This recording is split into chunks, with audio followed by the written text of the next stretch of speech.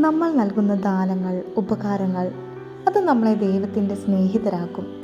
കഠിനമായ പ്രയാസങ്ങൾ നേരിടുന്ന സമയത്ത് നമ്മെ ആരെങ്കിലും സഹായിച്ചാൽ നാം പറയാറില്ലേ, അദ്ദേഹത്തെ ഇപ്പോൾ ദൈവമാണ് പറഞ്ഞയച്ചതെന്ന്.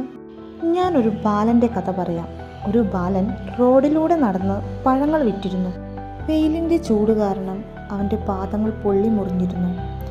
വളരെ പ്രയാസപ്പെട്ടാണ് അവൻ പഴങ്ങൾ വിറ്റിരുന്നത്. ഒരു ജോഡി ഷൂ വാങ്ങാൻ പോലും അവന് കിട്ടുന്ന പണം തികയുമായിരുന്നില്ല. വൈകുന്നേരം വീട്ടിലേക്ക് മടങ്ങുമ്പോൾ അവൻ ദൈവത്തോട് പ്രാർത്ഥിക്കുമായിരുന്നു, ദൈവമേ, എനിക്ക് കൂടുതൽ പഴങ്ങൾ വിൽക്കാൻ കഴിയണേ എന്ന്. ഒരു ദിവസം അവൻ പഴങ്ങൾ വിൽക്കാൻ പോകുമ്പോൾ ഒരു നല്ല മനുഷ്യൻ അവൻ്റെ കാൽപാദങ്ങളിലെ മുറിവുകൾ കണ്ടു. അത് കണ്ട് അദ്ദേഹത്തിന് അവനോട് ദയ തോന്നി. അയാൾ പോയി അടുത്ത കടയിൽ നിന്നും ഒരു ജോഡി ഷൂ വാങ്ങി അവന് സമ്മാനിച്ചു. മോനെ, ഈ ഷൂ ധരിച്ചോളൂ, നിന്റെ കാലിൻ്റെ ചൂട് മാറട്ടെ, അദ്ദേഹം പറഞ്ഞു.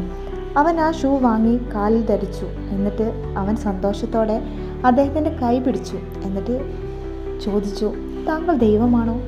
അയാൾ പറഞ്ഞു, അല്ല മോനെ, നിന്റെ കാലിലെ മുറിവ് കണ്ടാണ് ഞാൻ നിനക്ക് ഷൂ വാങ്ങിയത്.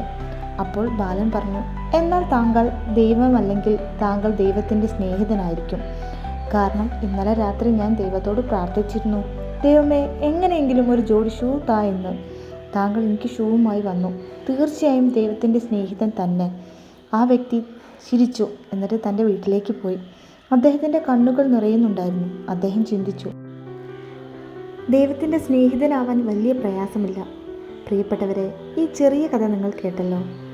മറ്റുള്ളവരുടെ ദുഃഖങ്ങളും പ്രയാസങ്ങളും നമ്മളായി ചെയ്യാൻ കഴിയുന്ന രീതിയിൽ നമുക്ക് തീർക്കാൻ കഴിയുമെങ്കിൽ ദൈവത്തിൻ്റെ സ്നേഹിതരാവാൻ വലിയ പ്രയാസമില്ല.